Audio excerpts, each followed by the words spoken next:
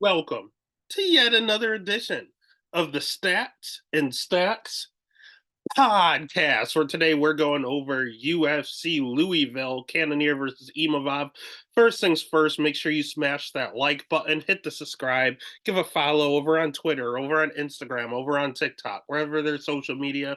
There's the Stats and Stacks podcast. And I'll be honest with you, I'm a little upset last week. I knew Alex Morono was risky.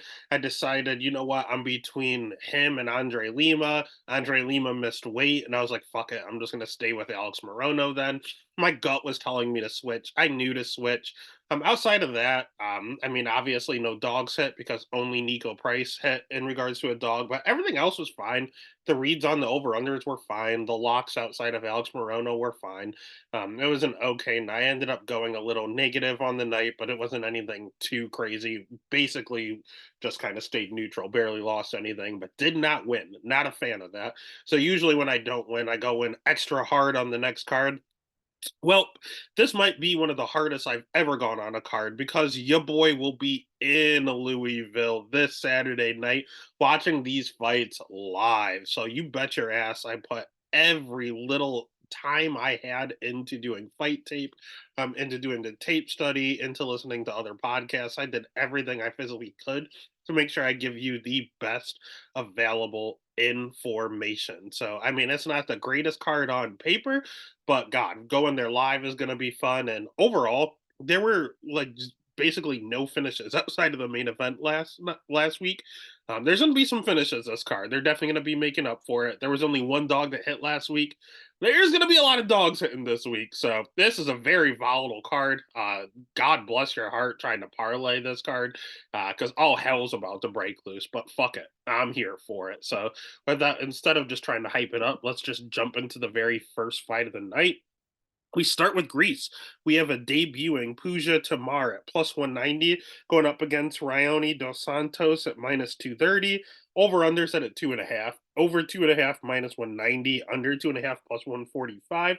And there is money coming in on the Ryan Dos Santos side. I understand it. I think, or sorry, Ryan Amanda. I think she's good. I think Amanda's very good. She's pretty much a generalist. She has good jujitsu. She's a Brazilian jiu-jitsu black belt. She has good striking on the feet. She doesn't have a ton of power, but she has enough to respect her.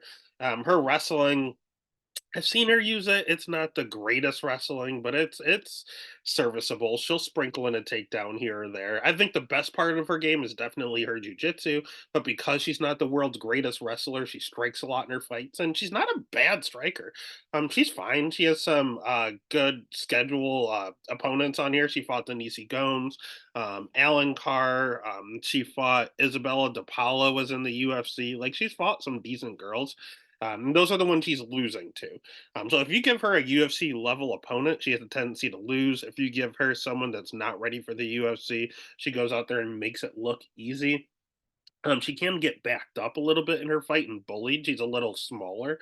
But at the end of the day, she's very durable. What 15 minutes with Denise Gomes, that's a triumph in and of itself. And again, she's a generalist. She can do anything right. The problem is she has good fight IQ, kind of, but she finds ways. There's certain girls or guys where they just find ways to win. She just kind of finds ways to lose at times. So she does scare me. Although she'll have the right game plan, she'll make one sloppy mistake or she'll do one thing that kind of can change the whole complexion of the fight. But all in all, she is a good fighter. She does generally use good game plans, and she is someone I like to back to an extent if the level of competition is correct. If she's fighting a scrub, I will back her. If she's fighting someone good, I expect her to do something stupid. UFC Louisville, baby. She's fighting a scrub. She's fighting Puja Tamar, who might be one of the worst women on the weight class.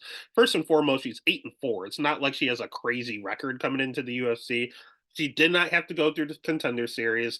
There was no season of the Ultimate Fighter or anything like that. Not even short notice. She's just coming in and fighting. Why? Because she's Indian, and the UFC wants to push the Indian market for some reason right now. And there's only so many women's MMA fighters who are respectable from India. That doesn't mean they're good. They have okay skill sets. but they're not very good. That's not a good regional scene. So you're kind of pulling the best of the best from that area, but the best of the best from that area still is not UFC level. Again, she's 30 years old, making her debut. She her schedule is very like when I say suspect, I mean her wins. Our girls are 6-8, 2-1, 0-0, 5-3, 0-1, 0-0, 0-0. So did she has one win over a girl with a winning record, literally, and that girl was horrid. I have no idea how that girl is a winning record. I watched that fight. That was one of the worst fights I ever watched, and then the other team just threw in the towel, and she was fine. It was just real suspect. She's a good striker. I will give her that she has fairly decent striking on the feet. It's not I shouldn't say good. It's okay. It's decent striking. But her wrestling, she'll try to sprinkle in a trip takedown from time to time. She needs to stop doing that because this is like Robles Despain level bad jujitsu. Like it's bad. If she goes down to the ground, the fight's over. She has no idea what's going on the ground, and she initiates the takedown. So her fight IQ is not good at all.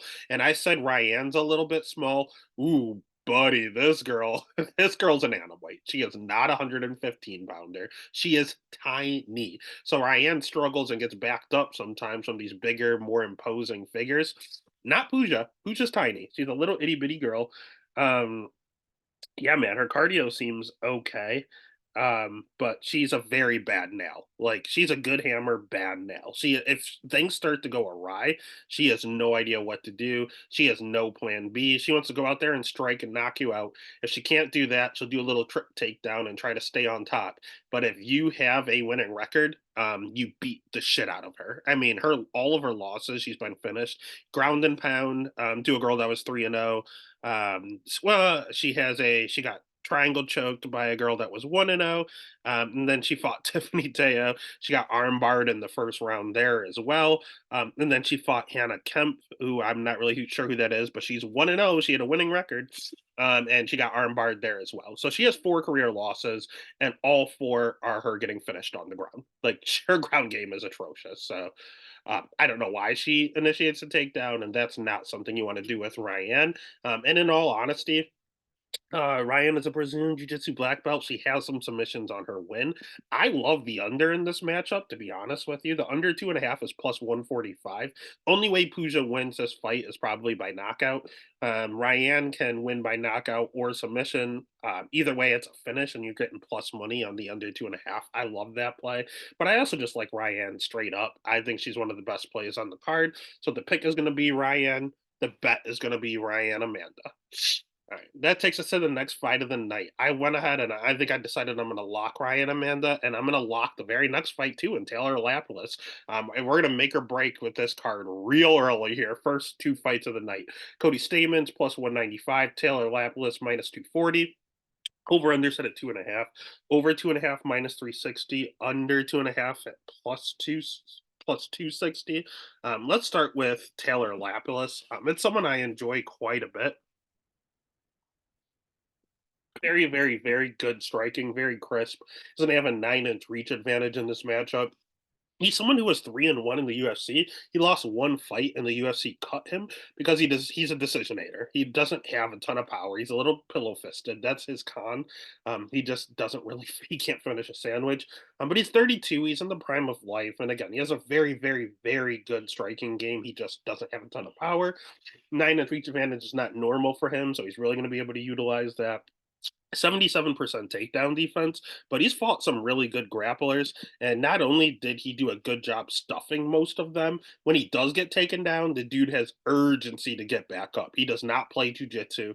His ground game's not terrible, but you never see it because he doesn't want to do that. As soon as you take him down, he's getting up. He doesn't care about laying on his back. He doesn't care about armbar from guard. He doesn't care about anything but getting up. Get his back to the cage, get up. Create a scramble, get up. Because he knows his bread and butter is his striking, and he's one of the best strikers in the weight class.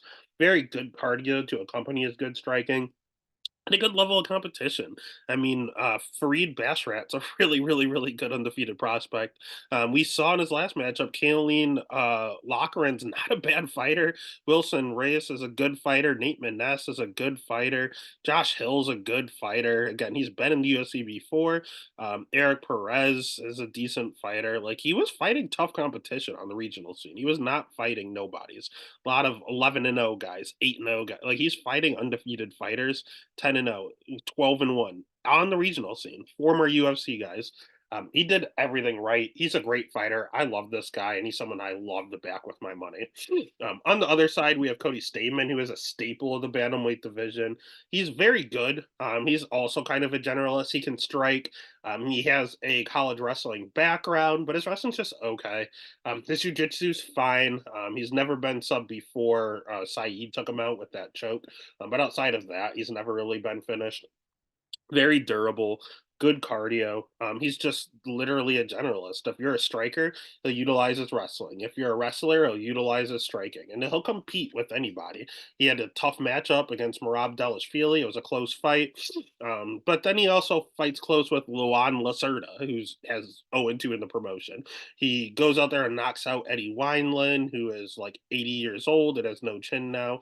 And then he'll go out there to lose to a Jimmy Rivera. He'll win a close fight against Brian Kelleher.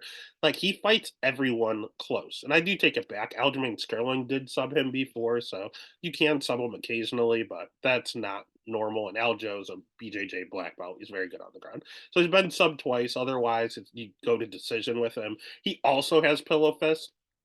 So I don't see a finish coming from either side here. Both guys have good striking. Neither guy has power. Both guys are durable, and that's why the over 2.5 is at -360. But if you're telling me this is a striking matchup, I'm gonna take Taylor Lapilus there. Taylor Lapilus is the better striker. He has the physical advantages, and at the end of the day, this is a tailor-made matchup for him. He's 32. Cody's 34. The UFC would much prefer Taylor. So give me the volume. Give me the cleaner striking. Give me the reach advantage. Give me Taylor Lapilus. Pick is Taylor Lapilus. Bet is Taylor Lapilus. Then the next fight of the night, we have Eduarda Mara -165 going against Denise Gomes at +140. Over under set at 2.5. Over 2.5 at -145. Under 2.5 at +115. Let's start with Edwara Mara because we saw her last week. She is female Jailton Almeida. And ironically enough, they train together, same camp, and they fight the exact same way. Not really any striking whatsoever. Not really the greatest of cardio. Good wrestling, great jujitsu, and that is the name of the game. Take them down, get the sub early. That's what they do. She's never gone, or sorry, she's gone to one decision. Yeah, she's gone to one decision. It was a split decision win because she gassed out in round three. She does not have cardio. She does have a dominant ground game, and she's a very good wrestler. So that's a thing that we've seen this. This is Jailton Almeida. She's also a weight bully, and she's missed weight before. She's a big, big girl, likes to just out physical you. So make sure you keep an eye on weigh-ins. She may miss weight again. Who knows? I've also seen the point where if she struggled to take someone down, I've seen her pull guard before. That's how confident she is in her ground game. She will get this down to the ground by any means necessary. That is where she's comfortable. She does not want to strike. She's bigger than you. She's stronger than you. She looks fine on the feet, just like Jailton does, but they don't like to strike. The first second they get, it is going down to the ground. And again, I always made jokes about her being female Jailton, but they literally train together. They do the same thing. They fight the exact same way. On the other side, we have Denise Gomes, who I'm not going to lie to you, totally biased with. I love Denise Gomes, and I've been able to read her like a book. So at this juncture, she's only 24 years old. She's super young. She's going to get better and better every time we see her. She has a neck tattoo, so she automatically has extra power in those hands. She's dating Carol Hossa, who's a very, very good UFC fighter in her own right. So she is just around MMA nonstop. Outside of that and her actual attributes, she's fought a good level of competition with fighting Ryan Amanda, fighting Angela Hill, fighting Jasmine Uruguay, fighting Bruno Brazil. Like she's fighting good girls, even in the regional scene and in the UFC. Outside of that, she has really good striking. That's her bread and butter. She's a great striker. She pressures forward, and unlike other 150, 115 pounders in this weight class, power personified. People call her Jessica Andrade, and you know what? She fights just like her. She has a good ground game. She's a Brazilian Jiu-Jitsu brown belt. I will give more of the ground game edge, but it's not as if Denise has no idea what's going on down there. She does have a good ground game herself. Her takedown defense, just like Jessica Andrade, not great, 47%. So I hate that going against Eduardo Mara. That's all she wants to do is take you down, and Denise Gomes has trouble stuffing the takedown. I mean, Angela Hill took her down 5 times. That's not good, but she's a fucking pit bull in there. Luma Luke Lume took her down 5 times as well. But she kept getting up, she kept reversing, and she kept scrapping. She has good cardio. She does not give up on herself.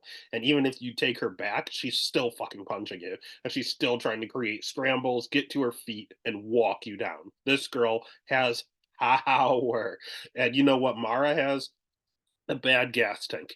So at the end of the day, Mara could go out, take her down, and finish her early. That's a very high possibility. That's the reason Mara is the favorite. But you're giving me plus money on the young prospect who's only 24 years old, who's fought the better level of competition, who has multiple ways to win, has the better cardio.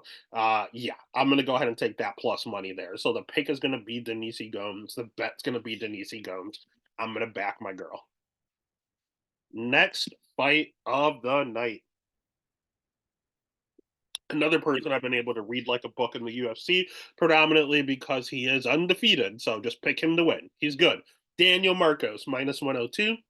Going up against someone that I cannot get right for the life of me.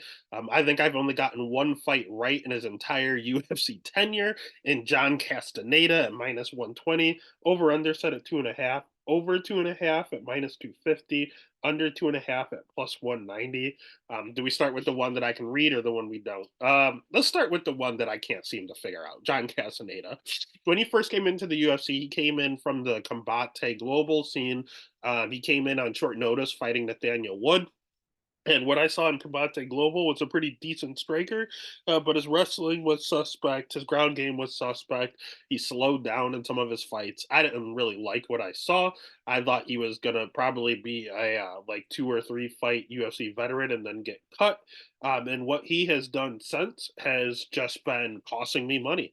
I bet Nathaniel Wood to beat him, which he did. That was great.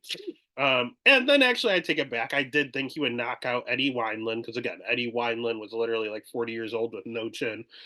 So everyone would knock out Eddie Wineland. That's not really a feather in your cap.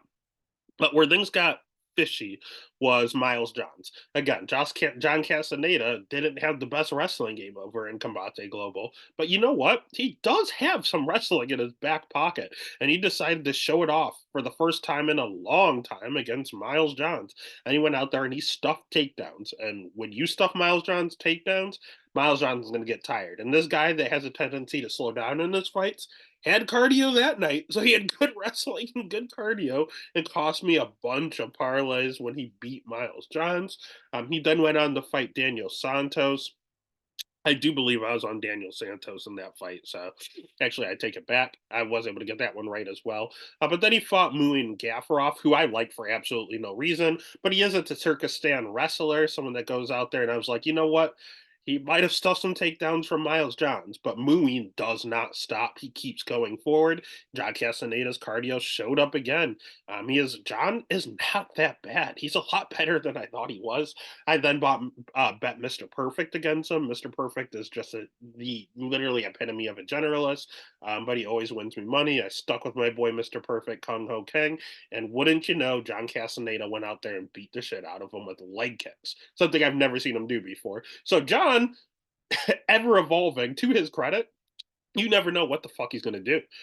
He's good. The guy is not bad. It's just he implements a certain game plan, and it's a different game plan from fight to fight. So I can't fucking read him because I don't know what he's going to. I've never seen him go out there and leg kick heavy before, but Kane couldn't even stand last fight. So I don't know what the fuck John's.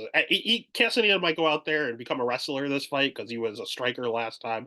But the thing is, the fact is that he's able to do so because he's so well rounded. He has a 2 inch reach advantage. I'm no longer going to call him. You know what? That's not true because the Daniel Santos fight, he gassed out. So I've seen him have good cardio. I've seen him have bad cardio.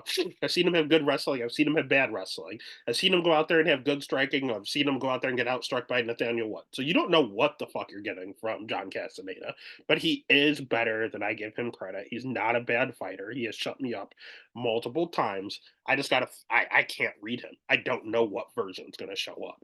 On the other side, Daniel Marcos is very, very consistent. I generally don't like one-dimensional fighters, but Daniel Marcos is so good at what he does. It's nice to go out there and know exactly what he's going to do, and see if he can implement it. He's 31 years old with phenomenal striking, sneaky power. He has a ton of knockouts on his record. 15-0, man. He's if it ain't broke, don't fix it. So he does the same thing. He dances to the outside. He himself throws a ton of kicks. Has very crisp boxing. Loves to counter. 89% takedown defense. This dude is very tough to take down. Even if you do get him down, he does have a propensity to get back up quickly. He throws a ton of volume. He's from and trains in Peru, so his cardio checks out over there in elevation. And honestly, his ground game's not that bad from the times I've seen him on the ground. Like it's not terrible. So his ground game's okay. His wrestling's okay. I've seen him get a takedown or two, but he's really just a sprawl and brawl striker. And he's so good at it, and he's so good at countering. It's got to take the right guy. It's going to be a power grappler that goes out there and exposes him. I don't think someone that wants to go out there and strike tit for tat. I don't think that's going to work. Now, Sexy Mexi might come out here and try to do his wrestling. He might be the wrestler John Castaneda this time, but 89% takedown defense from Marcos makes me think he'll be fine. John might come out there and just throw some leg kicks. Well, Marcos is a very good counter striker and has some nasty leg kicks himself and actually check kicks. So I don't know what John's going to do. I don't think it matters which version is going to come out. I think Marcos has him beat. So the pick is going to be Daniel Marcos. The bet is going to be Daniel Marcos. But God knows with John Castaneda. Speaking of people I can't trust, Andrea Lee minus 140 going up against Montana De La Rosa at plus 120. Over under set at 2.5. Over 2.5 minus 410. Jesus. Under 2.5 at plus 290. This is a rematch nobody asked for. I went to go do fight tape, didn't realize these two already fought a few years ago. Let's start with Andrea Lee. Andrea Lee really disappointed me in her last fight. I do not believe in Miranda Maverick. I don't think she's that good of a fighter. However, Andrea Lee looked career worst on the feet. I thought she had a huge striking advantage and she'd be able to get back up if taken down, tire out Miranda Maverick, who has slowed when she had to wrestle a ton, and then just look better on the feet and win that way, sprawl and brawl or get back up and keep going. Well, she just punched at air like Ricky Tercio style. I don't know what she was doing. She threw a ton of strikes and none of them landed. None of them were close to landing. I have no idea what she was doing. And part of that might be because she's 35 years old and slowing down. She's fought a good level of competition, but she's 1-4 in her last five. I mean, Cynthia Calvillo quit on the stool. And outside of that, Viviana Rougeau kind of dominated her with takedowns after getting head kicked early. Macy Barber, that split decision, I had Macy Barber. I locked Macy Barber. I bet Macy Barber, and I thought she lost. I thought Andrea Lee won that fight. I think that's one of the best Andrea Lee's ever looked. Then they gave her a buzzsaw and Natalia Silva. Natalia Silva beat the shit out of her. And then we had Miranda Maverick. So just 2 fights ago, I think it's the best she's ever looked. And then 2 fights later, I think it's the worst she ever looked against Miranda Maverick. So I don't know. She'll have an inch and a half inch. Sorry. She'll have 1.5 inch reach advantage in this matchup. Again, she's still the better striker, even though she's declining. She's still the better striker. Her wrestling has improved since the last time they fought. When they fought last time, she was taken down 5 times by Montana De La Rosa. Her jiu-jitsu's gotten better as well. We've seen her arm barring girls and going for stuff on the ground. Her cardio's okay. It's usually very good, but she did slow down in her last fight. Her last 2 fights, actually, she slowed down. That's part of her getting old. And as aforementioned, that takedown defense, 55% takedown defense in the UFC career. Not very good. And she does get more tired the more she has to grapple. That's when she gets tired. Also, they used to train together. So that's very suspect. They know what each other do well. And not only did they train, they fought each other. So, I mean, they know each other like the back of their hands. That's good for Andrea Lee, especially because she won the first matchup. But I guess it's also good for Montana De La Rosa, who's coming in this matchup trying to get some retribution. She's also on a slump. If we're going to be honest, if I'm going to criticize Lee, we have to criticize Montana De La Rosa as well. I think she looked pretty bad against JJ Aldridge. That wasn't good. That's also someone that she used to train with, and went out there and lost a decision to her. JJ Aldridge is not a good wrestler by any means, and Montana De La Rosa struggled to get her down. That didn't look good. I do think Montana's striking has improved a ton since the last time she fought Andrea Lee, but Andrea's probably still the better striker. She took her down 5 times, but still lost the fight. So what's she gonna do this time? Take her down 6? I don't know. Montana's definitely the better jujitsu practitioner. She's very good on the ground, but she gets a little complacent down there. She's pretty low volume when she is on the feet, pretty hittable because she's so low volume.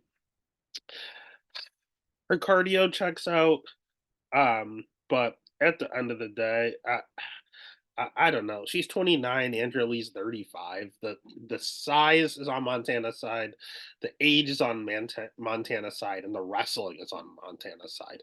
Everything else is really with Andrea Lee. So do I trust Andrea Lee as a favorite, especially after what I saw last fight? No. Do I want to bet Montana De La Rosa? No. So what I think I'm going to do is go crazy. I trust. I have a good like best friend here that I trust, and he always says the first fight, whenever it's a rematch, the opposite happens. So we looked at first fight with Figgy against Brandon Moreno, went to decision. Second fight ended in a finish. We saw the first fight with, let's say, Frankie Ager go to decision with Gray Maynard, and then Frankie got a knockout finish. Like we just see I'm just trying to think of examples of rematches. Whenever we see a rematch, they seem to be a different result. If one goes over the next one, Valentina Shevchenko and Alexa Grasso. The first one ended under 4.5. The next one went the distance. Like every time, it seems to be the opposite. And the first one went to decision here. So maybe Montana gets on top, beats the shit out of her, ground pounder or subs her, and the under hits. Maybe Andrea Lee knocks her out. We've seen her knock out girls in the past. I'm just gonna go ahead and take a leap of faith because I don't know how to bet this fight. I don't know how to pick a side. If anything, it's dog or pass. I'll pick Andrea. I'll bet Montana, but I think I might take a shot on that under 2.5. It's plus 300, basically. I mean, what are you really losing? And if you go ahead and you win money on the first few fights, I'll take a little sprinkle there. I'll take a stab at it and test the theory. So the pick is going to be Andrea Lee. The bet's going to be the under 2.5. Let's just test the theory. Right, next fight of the night is not a rematch, and there won't be a rematch because it's going to be a one-sided ass whooping. We have Brad Katona at minus 625. That is not a typo. That's real. Going up against Jesse Butler at plus 455. Over under set at 2.5. Over 2.5 at minus 245. Under 2.5 at plus 185. We don't have to spend a lot of time on this fight because Brad Katona should absolutely kill Jesse Butler. I don't think Jesse Butler is UFC caliber. I think Brad Katona is underrated. He's one of these guys that have extremely good game plans. He's another generalist where he can do it all and he just decides what he's going to do contingent on the opponent. He's a good wrestler. He's a good striker. No power whatsoever. Good jujitsu. He's a little hittable on the feet, but part of that's because he fought Cody Gibson, who throws a ton of volume. He fought over before he got cut. Marab. I mean, it's hard to throw a lot of volume when you're on your back the whole time with all the wrestling. So it's not really his fault that he's hittable. It's just a matter of who he fought. He has good cardio. He has a good schedule. He's a general, also a good fight IQ. I like it. I don't like Brad Katona personally, but I do think he's a good fighter. I do think he's someone you can trust with your money. On the other side, we have Jesse Butler, who predominantly fights at 145. He fought at 155 in his debut on short notice against Jim Miller. Got knocked out in like 10 seconds. Literally, how many seconds was it? 23 seconds by old man Jim Miller. And now he's dropping down to bantamweight. So I don't like that. Someone that just got knocked out, let's drop a weight class and have less water in the brain. I don't know. That's a good idea. He's never fought at 135. He's fought as high as 170 on the regional scene. So 170, 135 is a big jump. He's going to have a huge reach advantage, a 9-inch reach advantage in this matchup. His striking's not good, but it's serviceable. His wrestling's not very good at all, and his jujitsu seems to be the best part of his game, but it's also not that great. It's pretty sloppy. I've seen him fall off the top. I've seen him get swept pretty easily on the regional scene.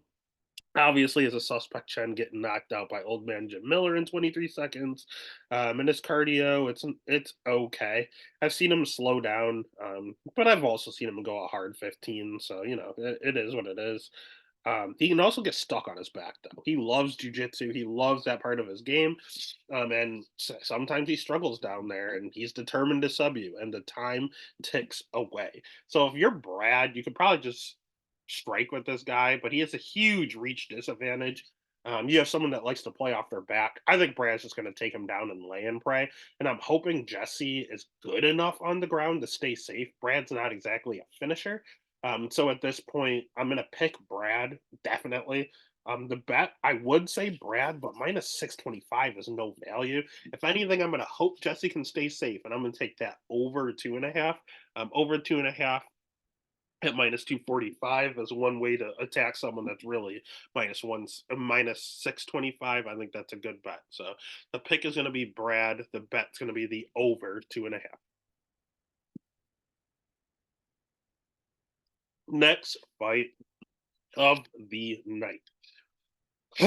Talk about people that keep ruining my parlays. Chuck Buffalo, Charlie Radke, plus 190, taking on Carlos Prates at minus 230. Over under set at 1.5. Over 1.5 minus 145. Under 1.5 at plus 115. Let's start with Charles Radke because I don't like Charles Radke. He's the one that always goes on the mic and starts using derogatory terms and cussing and yelling at everybody. He's not that good. People like Charles Radke, and some people hate Charles Radke, and there's no in between. I'm on the bad side, and let me tell you why. I do think where he shines is his power. He has the build of a wrestler. He's trained at MMA Masters, which is a predominantly grappling camp, but he's a striker through and through. No matter where he trains, his best path to victory is knockout. Because what I can't take away from the guy is how hard he hits. He hits extremely hard. However, he's 33 years old and was brought in to fight Blood Diamond in Australia. If you are out of your mind if you don't think they wanted Blood Diamond to win that fight. So the fact that they thought Blood Diamond had a chance to win that fight is embarrassing. Radke technically on paper is like a brown belt or black belt in jiu-jitsu. Again, he trains at MMA Masters, but he looks pretty sloppy down there on the regional scene, in my opinion. We haven't seen it in the UFC, but we've seen it on the regional scene, and his wrestling doesn't look great. He had trouble taking down Blood Diamond. He just put him up against the cage. Again, he looks short, stocky, like he is a wrestler. Extremely powerful. He has a wrestler's build, but he likes to strike. He likes to throw bombs.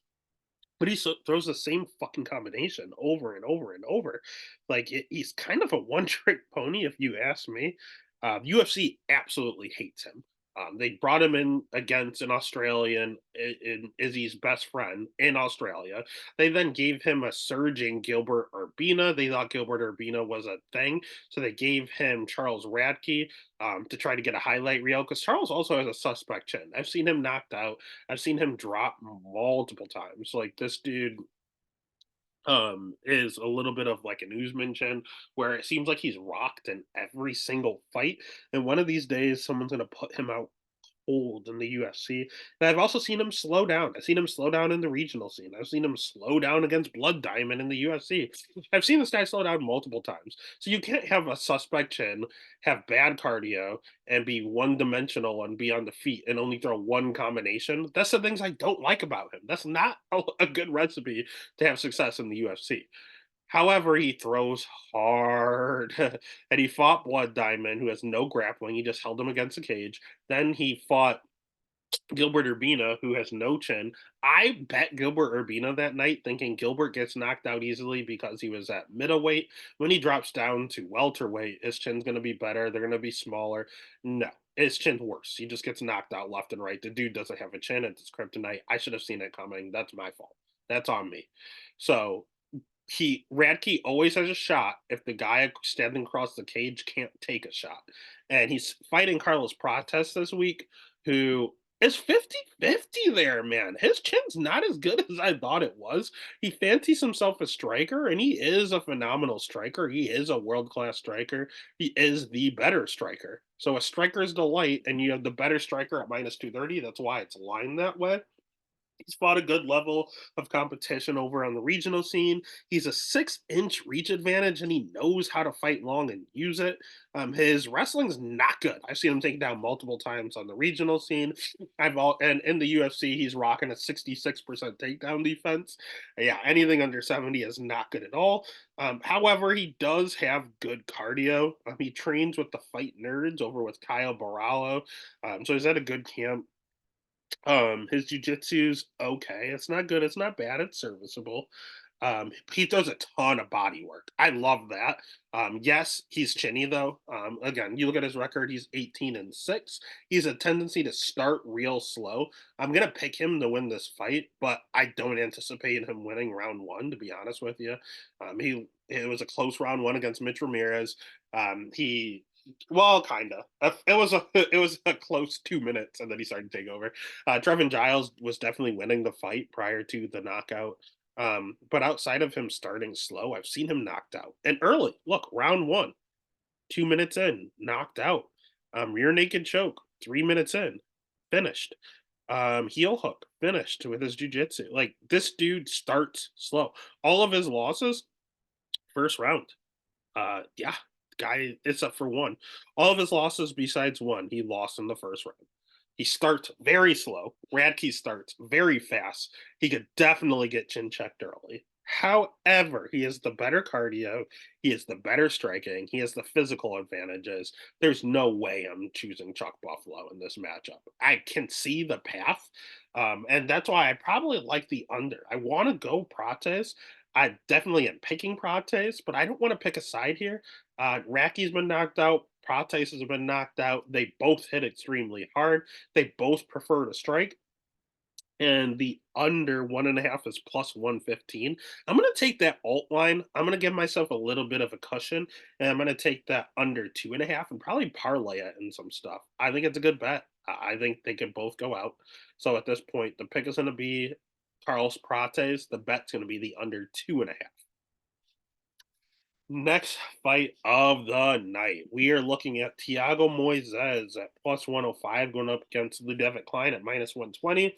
Over under at 2.5. Over 2.5 minus 125. Under 2.5 at minus 105. Let's start with Thiago Moises. I don't know what to do with him. He's okay. He trains at ATT. He's at a good camp. His best game is his jujitsu. I mean, he's in a gi in his picture for fuck's sake because he's good at jujitsu.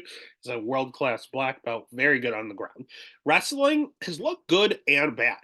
I can't tell if it's good or not. I've seen him look phenomenal wrestling. I've also seen him really struggle to get fights taken down. So I don't know. I guess it's average. And his striking has improved. I'll give the devil his due.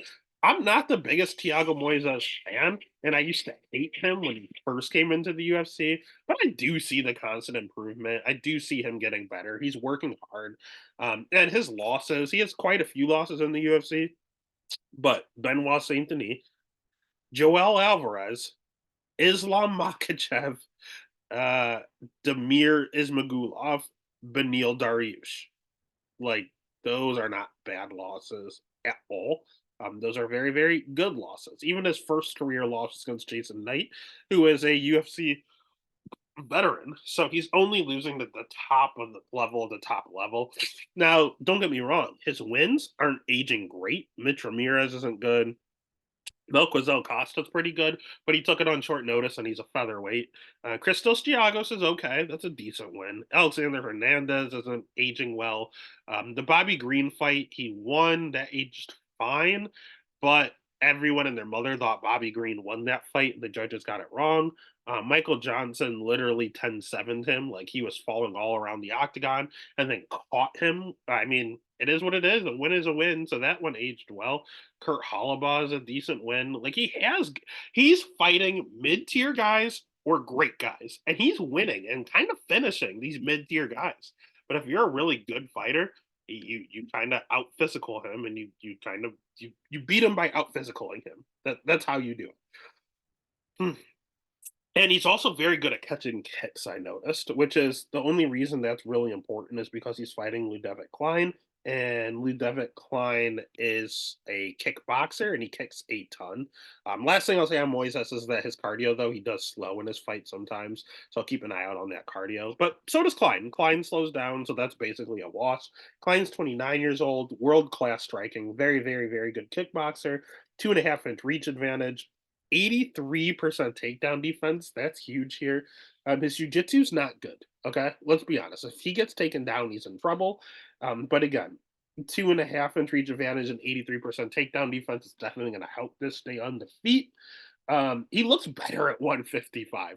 He came into the UFC, missed weight fighting at featherweight, fought like one or two other times at featherweight, and then just decided to go up to lightweight and hasn't lost in the UFC as a lightweight. He looks much better at 155. Again, his cardio, I've seen it look really good against Mason Jones. I've seen it look absolutely terrible against Nate Landwehr. So it's really a mixed bag. You don't know what you're going to get here. He has really good hips, I notice, when you get in on his takedowns.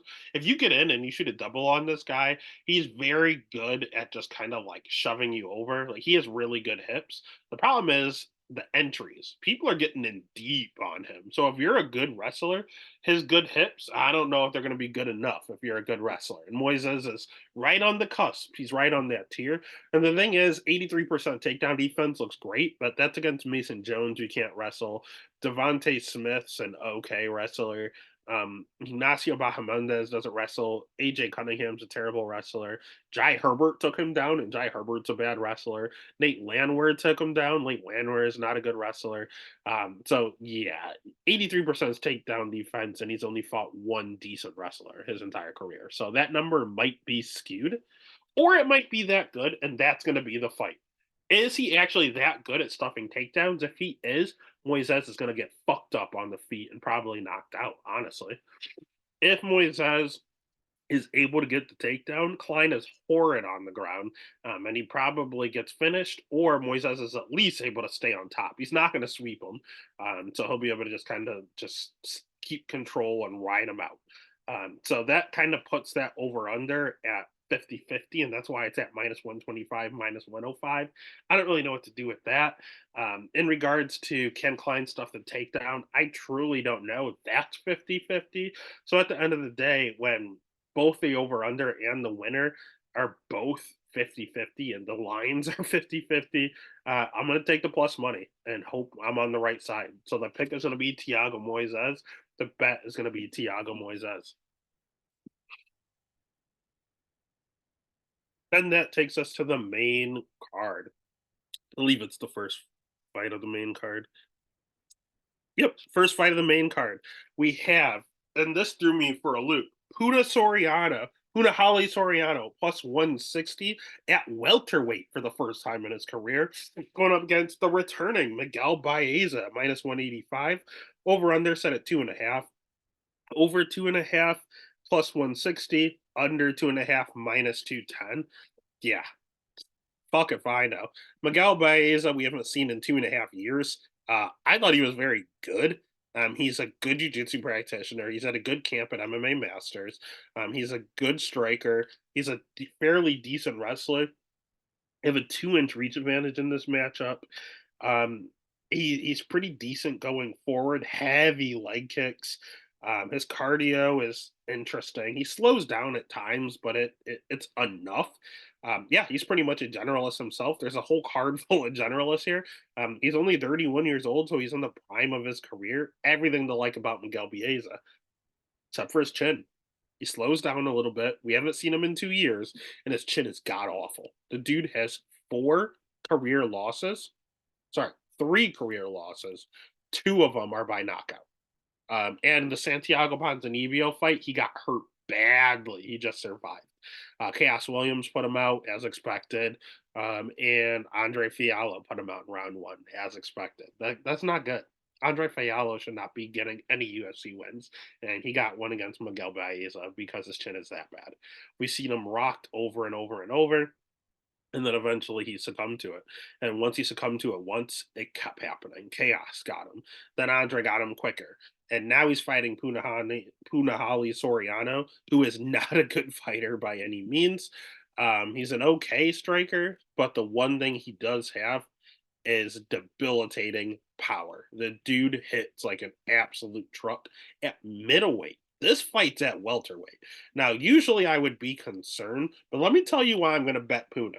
I'm going to bet Puna because I specifically remember Dogger Pass podcast a few months ago. I think it was when he was fighting Dustin Stolfus. They were talking about seeing Puna in real life, and he looks jacked on TV, but he's real short and not that big in person. I don't know why I remember this so vividly, but Cody went over and over and over saying Puna's not that big, and now he's dropping a weight class. So maybe he was supposed to be at 170 the whole time.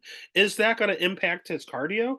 I don't know. But it wasn't good at middleweight to begin with. So it can't get worse, can it? He only had one round anyway. So I think he's fine there. In regards to his jujitsu, he does have a judo background. He's fine on the ground.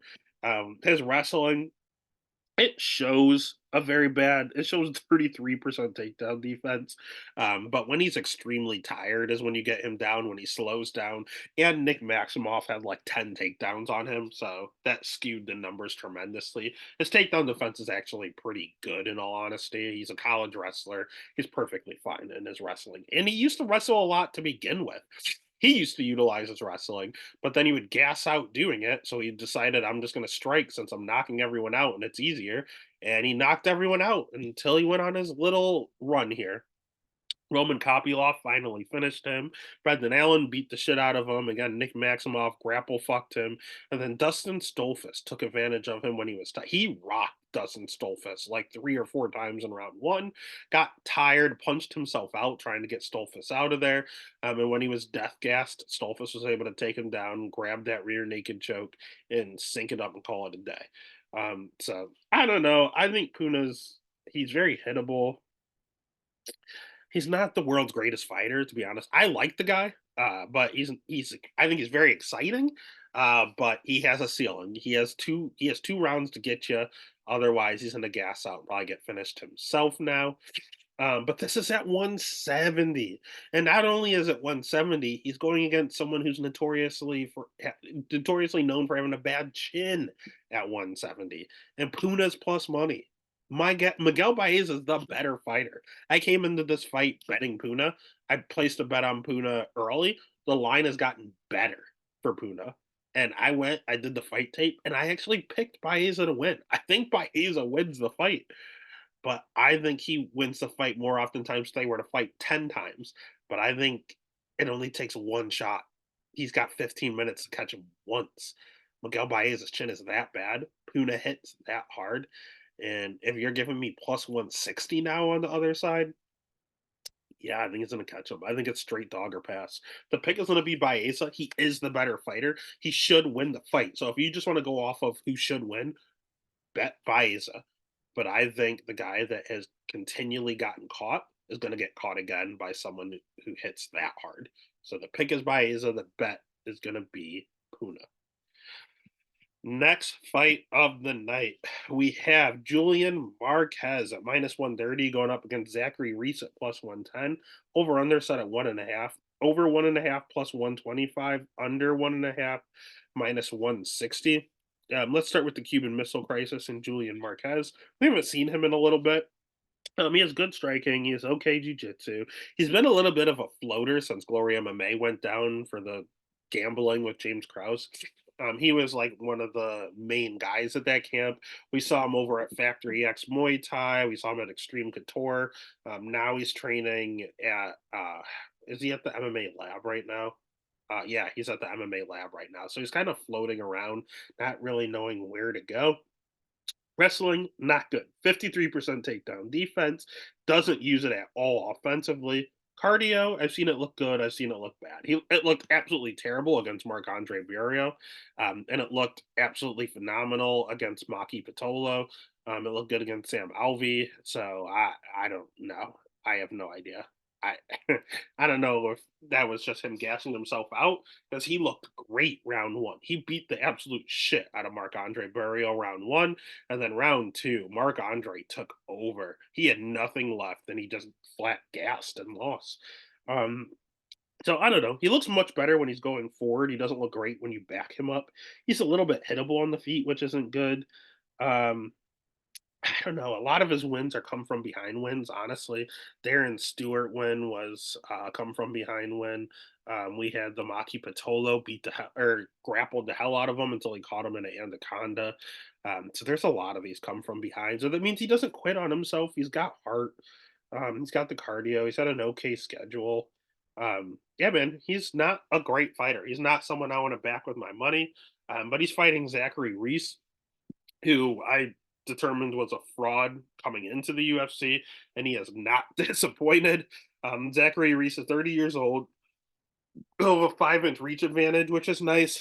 But his striking's not that good. It's serviceable. He seems to have a decent amount of power, but his schedule, man, he's fighting some of the worst competition I've ever seen in my life. He fought that Eli guy in Contender Series, who's god awful.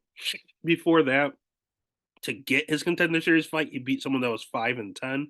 He beat Aaron Phillips, but Aaron Phillips is really small, and Aaron Phillips is not that good. He was just on what was it? He was on The Ultimate Fighter one season, and he was like training himself. He's terrible. So that's the guy he beat with the winning record. Outside of that, he fought someone that was 6-3, 5-10, 0-0, 0-1, 1-0. So the level of competition is literally the bottom of the barrel. The best guy he beat trains himself. He was fighting Cody Brundage, who is not anything to write home about, but I was like, he's an actual MMA fighter. He actually has a fight camp. Zach Reese is going to lose. What happens? He gets taken down with ease because he has 0% takedown defense. He really believes in his jiu-jitsu. His jiu-jitsu is not terrible, but again, he's armbarring guys on the regional scene. That shit's not gonna fly in the UFC. He's got a sneaky, opportunistic ground game. I will give him that. But if someone gets out of it, he doesn't know what to do. He's a fish out of water. And Cody Brundage just picked him up and slammed him on his fucking head and put him out, knocked him out with a slam in 1 minute. So he doesn't seem to be the most durable guy. He seems to be a good hammer, bad nail. We have no idea about his cardio because the longest fight he's ever been in is 4 minutes and 13 seconds in his pro career. 4 minutes and 13 seconds. All the rest of them are 90 seconds, 50 seconds, 30 seconds, 50 seconds, 1 minute and 14 seconds. Why? Because he's fighting everybody with a bad record and these scrubs that don't know what they're doing. So he very well could have sus cardio. He has sus durability. His jujitsu's okay. Striking's and his wrestling's non-existent. So there's not a lot to like about him. I'll give Julian the striking edge. Julian's also Brazilian Jiu-Jitsu black belt. I want to say he at least knows what's going on the ground. So I don't think Reese just catches him easily on the ground and early. I'll say the jujitsu is a wash, or I'll give it to Reese. Why not? But the wrestling is a wash. Neither one can wrestle, and cardio is definitely Julian. So the striking and the cardio, yeah, go ahead and give me the Cuban Missile Crisis. Pick is going to be Julian. The bet's going to be Julian Marquez. Next fight of the night is someone we talked about a little bit earlier. We have Dustin Stolfus plus 215 going up against Bruno Ferreira at minus 265.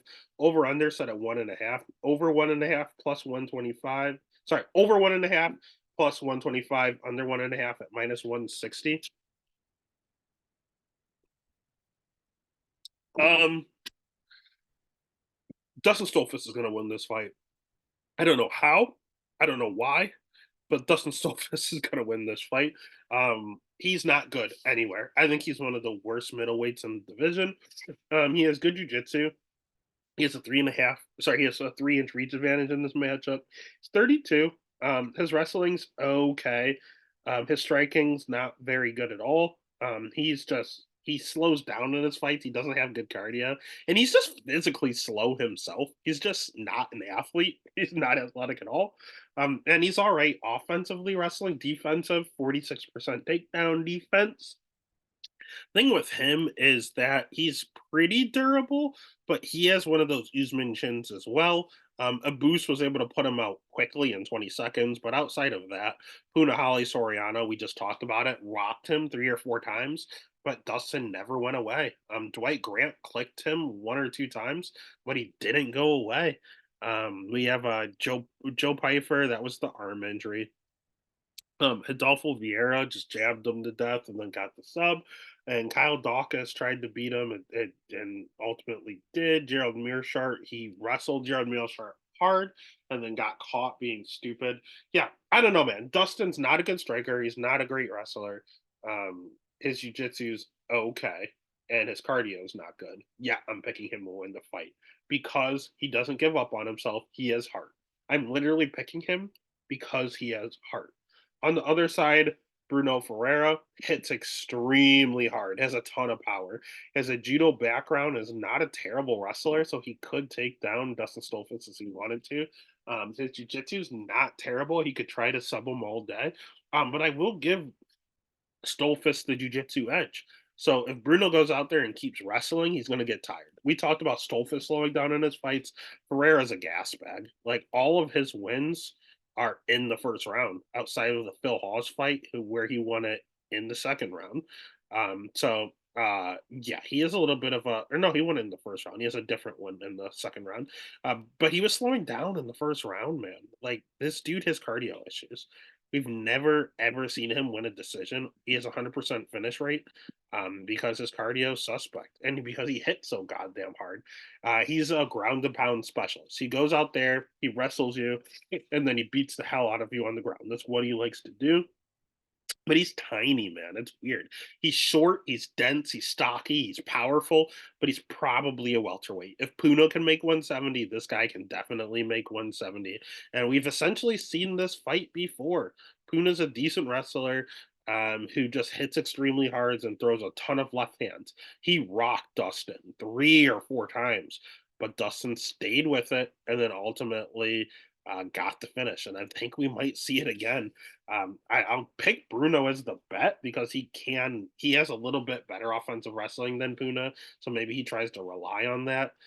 But he has worse cardio than Puna, and he hits just as hard, and Dustin took those, so I think he'll be able to take Bruno. So the pick is going to be, fuck it. The pick is going to be Dustin Stolfus.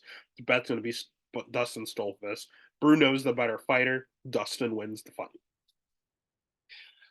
Then that takes us to the next matchup, which is pretty scary to talk about. We have Raul Rosas Jr. at minus 240 going up against Ricky Tercios at plus 195. Over 2.5 at minus 160, under 2.5 at plus 125. Let's start with the recently now old man Raul Rosas. He is now 19 years old, so a savvy veteran at this point in time. Very, very, very good wrestling. Okay, jujitsu. That's about it. His striking's kind of non-existent, to be honest with you. He doesn't strike often, and for a reason, it's not very good. We saw him go out there and get a knockout in UFC Noche against oh god, what was the black dude's name? Terrence or um, yeah, Terrence Mitchell. But that's Terrence Mitchell. He is one of the worst chins we've ever seen in UFC history, so that doesn't really count. He predominantly wants to go out there, grapple you, and submit you. That's his whole game. Cardio, terrible. He got exposed by C Rod. Now, C Rod's just a phenomenal fighter, and they shouldn't have set that up to begin with. But we saw that if he's not able to get the submission, even in the contender series, he fought Mondo. Mondo was able to go a full 15 because Raul gassed out. Raul gets tired. If he doesn't get that early finish, he gets in trouble. He's 19 with cardio problems, which is weird. That's not normal. He also has a ton of muscle, which also is not normal at 19. So I guess it balances out. But he's a power grappler, good jujitsu, good wrestling. It's got to get you out early. Otherwise, going to slow down. Ricky Tercios is the complete opposite. He prefers to strike. And the best part of his game is his cardio. Never gets tired. Never, ever, ever gets tired. You can chin check him. I've seen him rock before. I've seen him knocked out before by Mana Martinez. He's going to have a 4-inch reach advantage in this matchup. Good volume on the feet outside of the Ayman Sahabi fight. I don't know what that was. Again, good striking, Brazilian Jiu Jitsu black belt, decent level of competition, great cardio. You're thinking, why is he the dog? Two reasons. One, no power whatsoever, so you don't really have to worry about Roses Jr. going out there and getting clipped. That's good. Secondly, we haven't seen him in about 2 years, so we have no idea what Pretty Ricky's been up to. He's 31 years old now. And then the most important part as to why he's the huge underdog, 48% takedown defense. We just said all Raul Jr. wants to do is spam takedowns, and he's fighting someone with 48% takedown defense. If he wants the takedown, he's getting the takedown more than half of the time, and he was more than happy to slap on a body triangle and hang out. That's what he's got to do to win this fight. I don't think he's going to sub Ricky Tercios. I think he's going to have to just keep the position once he gets him down. Again, it's not if he gets him down. Once he gets him down, stay on top, keep the position, they'll slap in that body triangle. Don't let him go. Because if you let him go, Ricky's coming at you hard with all that cardio. But I'll trust Raul to at least hold position and get enough done to where he gets the nod. So the pick is going to be Raul Rosas Jr. The bet is going to be Raul Rosas Jr. Then we're already at our co-main event of the evening, and we have yet another long layoff. We have Dominic Reyes at plus 170 going up against Dustin Jacoby at minus 205, over 2.5 plus 165, under 2.5 at minus 215. Let's start with the man we just talked about with the layoff and Dominic Reyes. He's a good striker, but he's 34 years old now. He carries a ton of power. He's fought a great level of competition, fighting for the light heavyweight belt twice. But again, he last fought 2 years ago. His cardio's okay. His jujitsu's questionable. It's not terrible, but it's not good. His wrestling's not great. People think he has a wrestling background for some reason. He doesn't. His brother did. He was a football player. That was it. Then he started doing MMA when his NFL dreams were crushed. He started MMA, and that is that. He is not a good wrestler by any means, especially the few takedowns I've even seen him get were these very funky trip takedowns where his weight distribution looked terrible. He just kind of got lucky. So no, he is not a good wrestler. He's not a jiu-jitsu practitioner. He is a okay striker, but he carries a ton of power. The dude cracks. However, he can dish it out, but he can't take it back. We've seen him again, good level of competition, but completely knocked out by Ryan Spann in 1 minute, completely knocked out by Yuri Prohaska in 2 rounds, and then completely knocked out by Jan Blachowicz in 2 rounds. Like, this is the guy that potentially beat John Jones and then proceeded to go out there and get knocked out 3 times in a row. Sometimes once that button gets hit, you can't undo the damage. The damage is done. Hashtag Darren Elkins. Like, it's just unfortunate. I think Reyes is a great fighter. I think Reyes got the short end of the stick with that Jones um, title fight. I had money on Jones, and I thought Dominic won. I did. I truly did. But the judges saw it otherwise. So after that, he's been knocked out. Then he's been knocked out. Then he's been knocked out. The button got touched, man. He's doing the right things. He took a year off. He's now taken 2 years off. He's getting his body back and healthy. But I don't know, man. He's fighting a striker and Dustin Jacoby, who's not a good striker. He's a world class kickboxer. He fought over at Glory Kickboxing. Great striking. That's the name and game to him. His cardio's good, so Dom's not going to be able to just out cardio him like he can other fighters. Takedown defense at 60%, but that's good enough for Dominic Reyes, as Dominic Reyes can't wrestle. His jiu-jitsu is not great, but neither is Dominic Reyes, so wrestling and jiu-jitsu are a wash.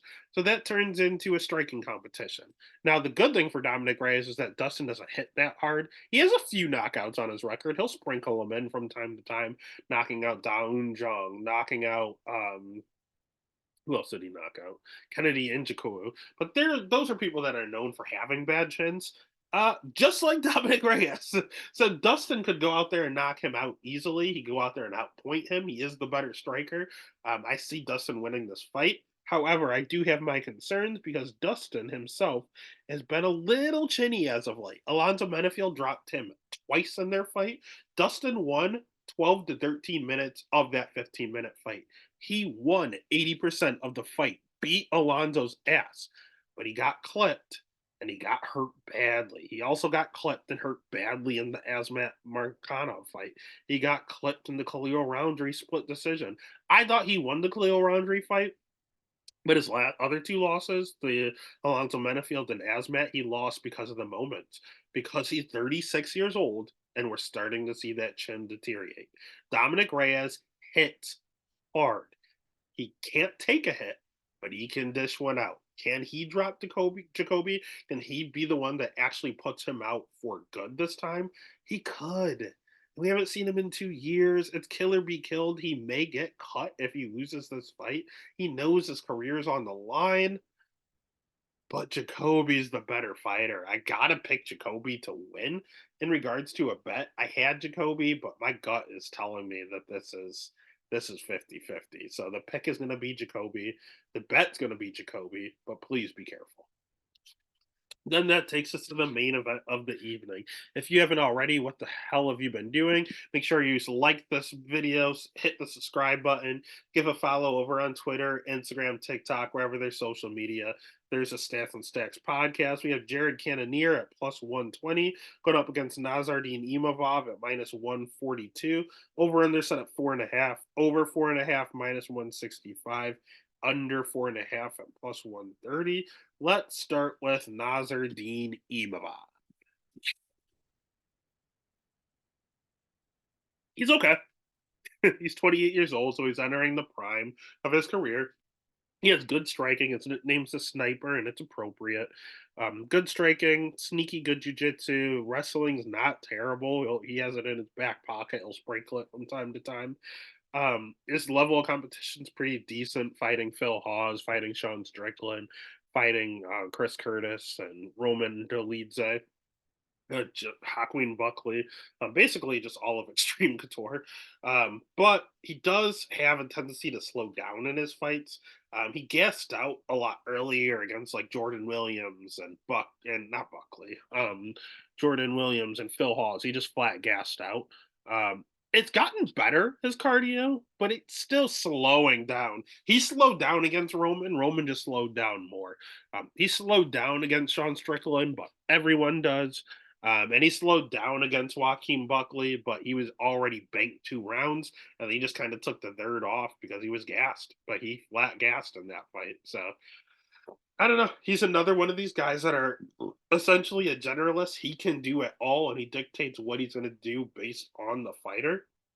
And I don't know what the appropriate thing to do is in this matchup because Jared Cannonier is 40 years old. Okay. Jared Cannonier is at that age where we need to be fading him, but he will not let us. Why? Because he's getting better and better with these fucking Aaron Rodgers crystals.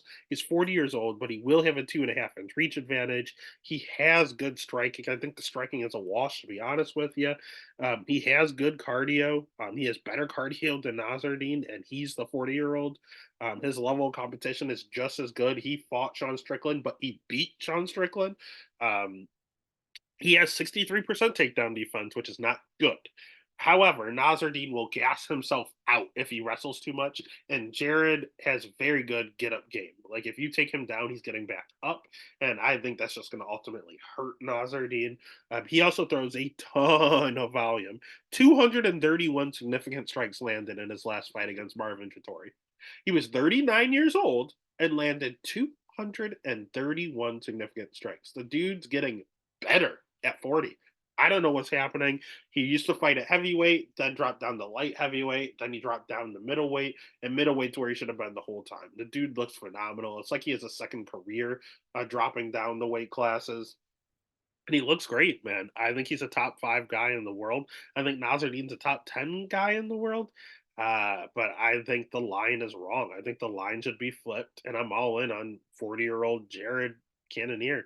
Until Jared shows me he's 40, and he has. I've seen him chin check a few times recently. Robert Whitaker chin checked him pretty badly. He was doing the stanky leg. Sean Strickland rocked him, and Marvin Vettori rocked him at one point in the first round. So honestly, his last three of his last 5 fights, he has been chin checked. So maybe Nasruddin's the one to finally do it. But until I see him go out, I'm gonna trust this volume. It's gonna be a striking matchup, and one guy throws 231 significant strikes. So I'm gonna pick that guy at plus money. The pick is gonna be Jared Cannonier. The bet is gonna be Jared Cannonier, and he hits harder, so it's gonna look better for the judges. And that's UFC Louisville. Again, I am going to be there live. I'm probably going to be a live betting maniac. So please give a follow over on Twitter. Keep an eye out there. I'm probably going to switch around some of the locks. I had Dustin Jacoby. I think I'm going to take him out and put Ryan Amanda in there. I like her a little more. But at the end of the day, it's not the greatest big name card, but it's a fun card. A lot of dogs, a lot of finishes, a lot of fun, and a lot of money to be made. Let's get it.